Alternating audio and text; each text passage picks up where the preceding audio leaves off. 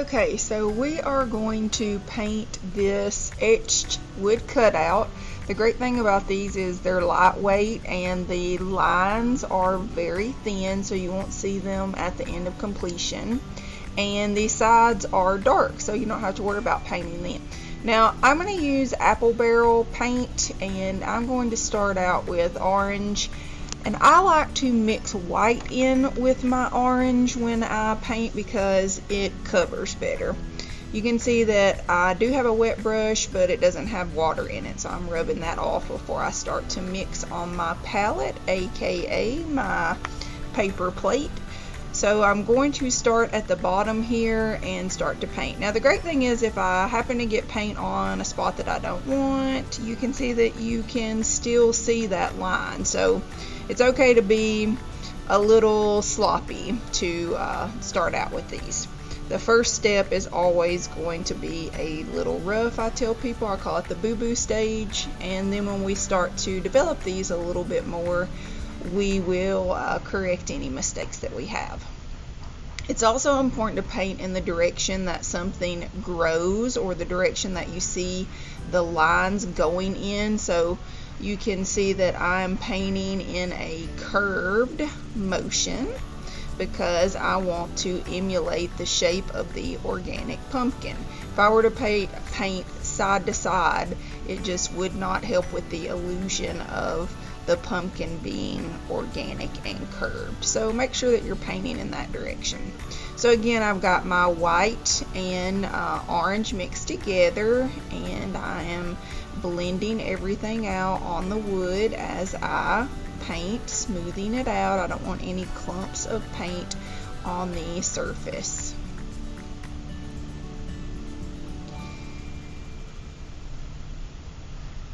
Alright, so now that I've got that, I want to take some pure orange and go in and darken that up a little bit. And again, you can see I didn't stop to try and dry this. I'm just going right along. I like to use the wet on wet method. You can dry these with a hair dryer in between applications, and I will do that at some point in the process. Alright, now I want to take just a teeny bit of black and mix in with my orange, and that's going to make a darker orange color. And I'm going to turn my brush sideways, and on the lines that I have, I'm going to go over those. And if you want to add some additional lines, that's perfectly fine. You can see I'm adding some extra on there. And remember, if you get a little too heavy with any color, the great thing about paint is you can cover it up. And I'm just going to go ahead and grab that color that I made and paint my stem in with it because it kind of looks brown, so why not? You can also make use your own brown pre-mixed color. Alright, so I'm cleaning my brush off and drying it, and I'm going to go in with some pure white. And again, this is wet, so that's why it's blending so nicely for me. The style that I use on door hangers is very loose and whimsical, so don't be afraid to just lay the color down. When we get finished and you add all the detail, it's all going to come together and look good. Alright, I like to start out with a dark color for my leaves, and I also will use a little white. Pay attention to how much paint I'm actually putting on there. I am an art teacher, so I don't like to be wasteful. We're going to use like a dime-sized amount. So you can see I'm going in and starting these with a dark green, and you can see how I will turn my brush sideways to outline, and then I will turn it the other way when I get in there to fill in the inside.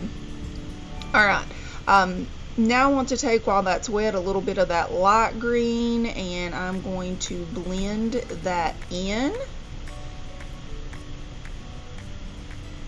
And again, when that dries, you know, if you feel like, oh, it's too light, you can always paint on top of it.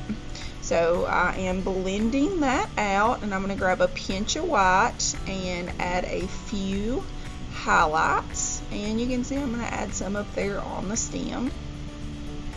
When I get ready to get a new color, I clean my brush off, I make it dance and hit the bottom of the cup, and I dry it off.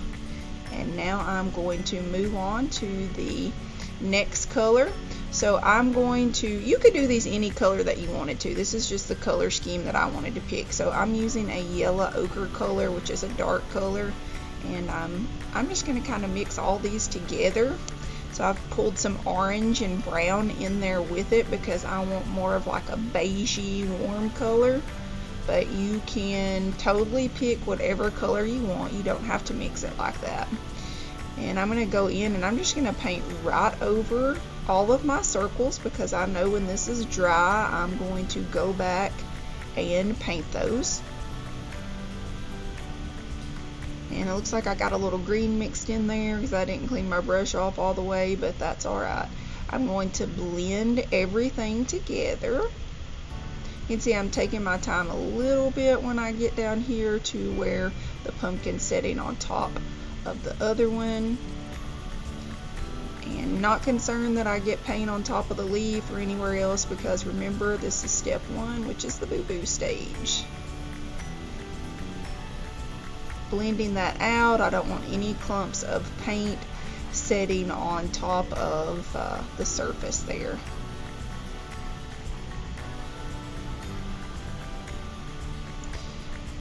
Alright, again I'm going to grab just a teeny bit of black and mix in with the color that I used, and I'm going to go over those lines that are etched, and I'm going to hit the edges up a little bit here, and then if I want to add a few little more spots I can. You can do the same thing. If it gets too heavy I'll kind of try and blend that out a little bit because I don't want it to be too dramatic. And I'm going to grab a little bit more white because now I want to do some highlights with that same color. So I like to do one color and then shadows, and then I like to go in and do the highlights. And you can see I'm kind of complementing them around those etched lines.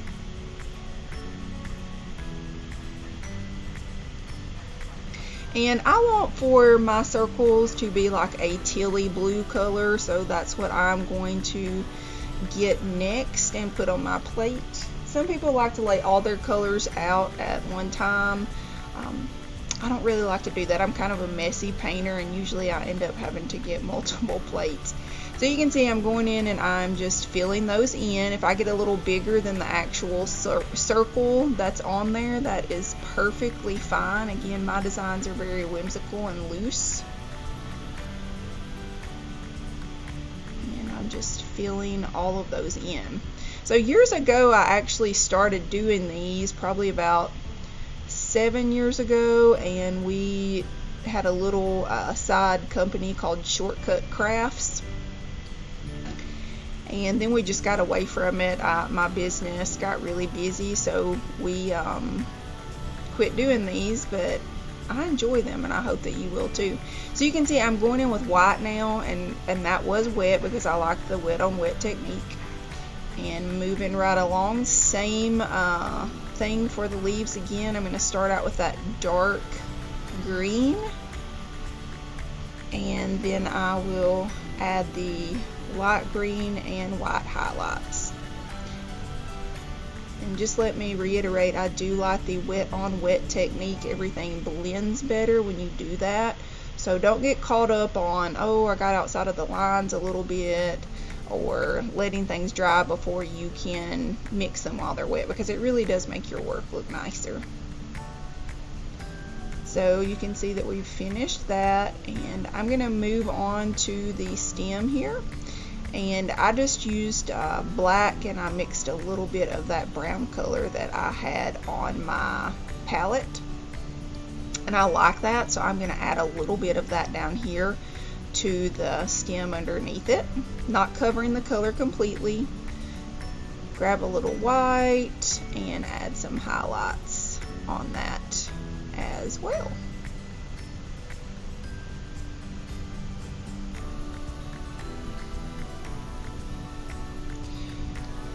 So let's go ahead and move on to the next step here. I'm going to take a light blue. That's what I want to use for my pumpkin on top. and I'm going to make it a little lighter by mixing white in with it. And you can see I just straight up cover everything. I've got a little bit of the previous color that mixed in there with it, but that's fine. And again, you can see I'm modeling where we paint in a curved direction. That's very important. Taking my time when I edge down around things, and I'll go back in, we'll clean everything up at the end. So when we do get finished with these, some of you may want to paint a letter or a word. You can buy three-dimensional words from different places and put on these. There's a company called Studio 2911 that I partner with that prints these, and you can go on their website and you can order any letter or word that you want to put on there, and you can paint them and use a wood glue or Gorilla Glue, which I like because it's clear to glue things. So I'm going back in now. I've got that dark blue, and I'm hitting up those accent lines again. And I'm going to put some at the bottom here to add a shadow to kind of make it look like it's really nested and sitting on top of that other pumpkin. And I'm just going to keep adding until I'm happy with that. And you can see when I outline, I will curve and pull away up towards the top. So again, that really makes it look like it's setting on top of the other pumpkin. Kind of blending where I had those dark spots in a little bit more. I didn't like how prominent they were.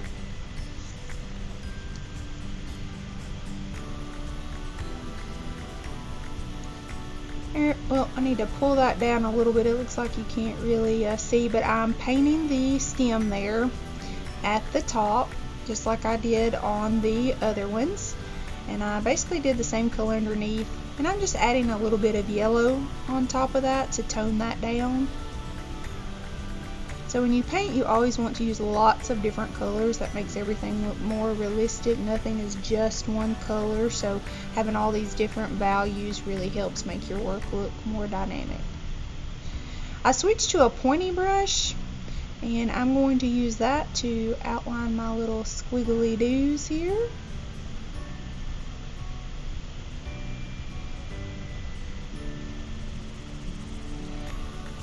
And I'm still using that brush. I want to grab a little bit more white and add some highlights in here.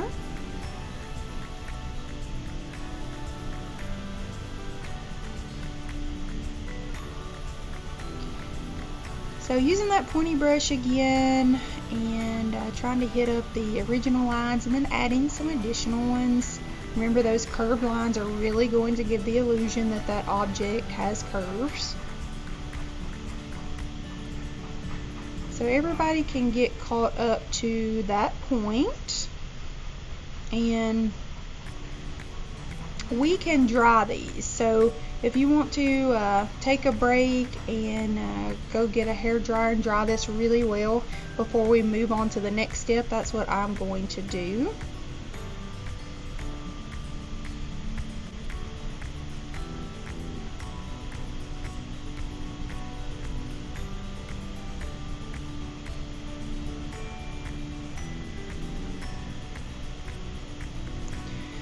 Okay, so what I want to do now is get some Mod Podge, and I'm going to apply it in the places that I would like to add some glitter. So we're going to add some orange glitter, and we are going to add some gold glitter and also some silver glitter on this. I like the glitter that you can shake out. I think that it looks prettier and it's shinier. So that's the kind that I'm going to use. And the Mod Podge, it really doesn't matter if you get the glossy or the matte, because we're just using it to get the glitter to adhere to the top of the surface. You could really use any colors that you want. You may not want to use any glitter at all, but I'm a glitter girl and I really like how that looks. Now before we do add the glitter, I want to take a little bit of black paint and I am going to hit a few sections up on my pumpkins just to give it a little more of a finished look. Now you can use a paint pen if you want to do that. Some people like to have a little bit more control, and so they'll use a paint pen, and some people like to use just straight black paint. So I'm going to demonstrate how to do it with the paint. I'm going to wet my brush a little bit and use that pointy brush, and we are going to go in and just add a few little spots. So I'm going to kind of outline and lift around my leaves, and you can see I don't try and outline it completely, and I try and do it quickly because if you try and do it perfectly, a lot of times it comes out and looks kind of odd. I like to add broken lines around the outsides of my pumpkins and on the little lines that we have. And again, you want to outline and lift.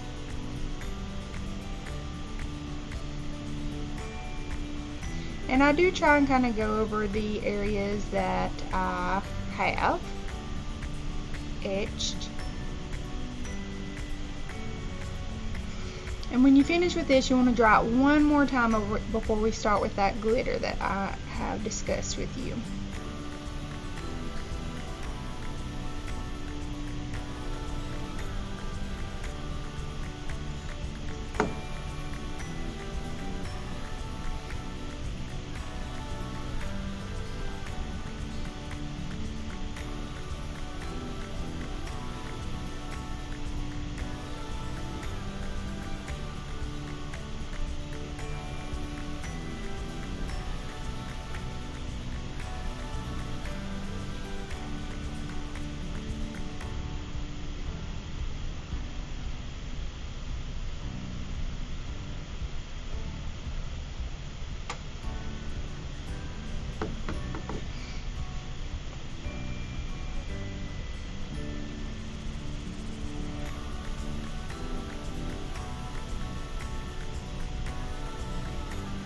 So at the end, sometimes I'll go back in, and if I feel like I need more highlights, I will add those in. So you can look at your piece and assess and see if you want any of those things added.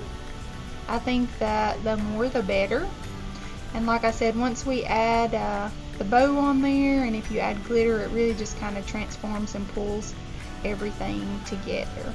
So I go back in, and if I put one color in one place, a lot of times I'll add a little bit of it throughout my piece because that helps to just pull it all together.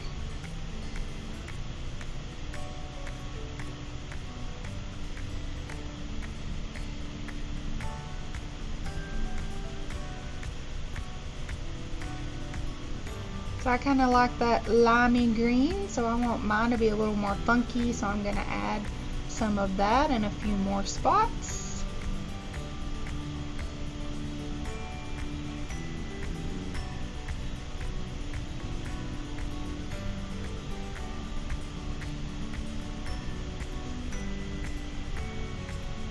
And I'm going to add some broken black lines around my circles. Again, the black at the end, when you do this, it just kind of defines everything and brings it together. So I like how that looks, and I want to get this dried, and let's add some Mod Podge and some glitter on this.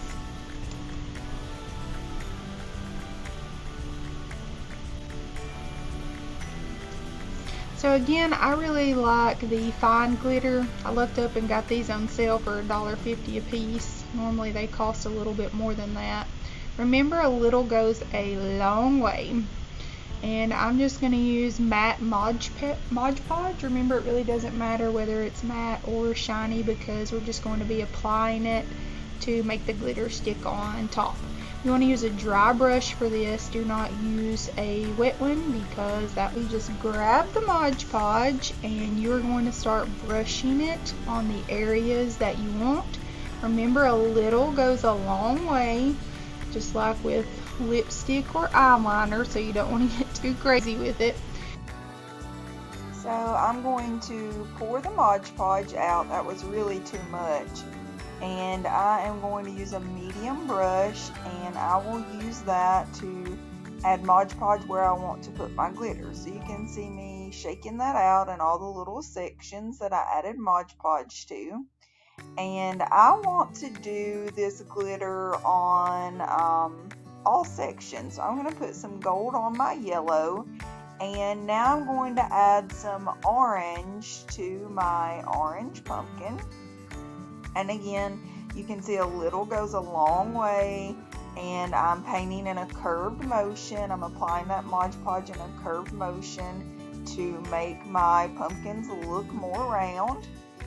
And then I'm just going to shake that out. And again, I have this put on the one hole so that I don't have too much coming out. I do not want to be wasteful because this type of glitter is a little expensive. And for the top, I think I'm going to do some silver. I think that would look nice on my blue pumpkin.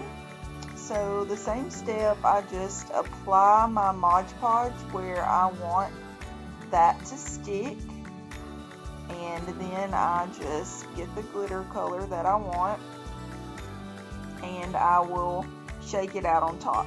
Now you can use the gel glitter that you can also buy from lots of different places. Since I'm an art teacher, I will use local stores like Walmart to purchase from, because not only is it readily available to myself and my students, it's pretty affordable.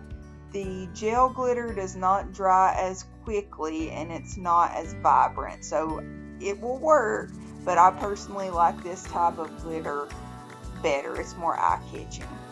So you can see I'm shaking that silver glitter out, and when I'm finished, I'm just going to take this over to the garbage can, and I'm going to shake all of the excess off, and then I'll set this aside to dry. And the last thing that I will do is add a bow and a wire and hang it on the door. So if you happen to be purchasing one of these from me, one of these shortcut crafts, it will come with the wire and a simple bow, and the bows will vary. So you can see this is what the finished product looks like. I think it turned out pretty cute, and I'm eager to see what all of yours look like. Thank you so much for watching, and I hope that y'all have a blessed day.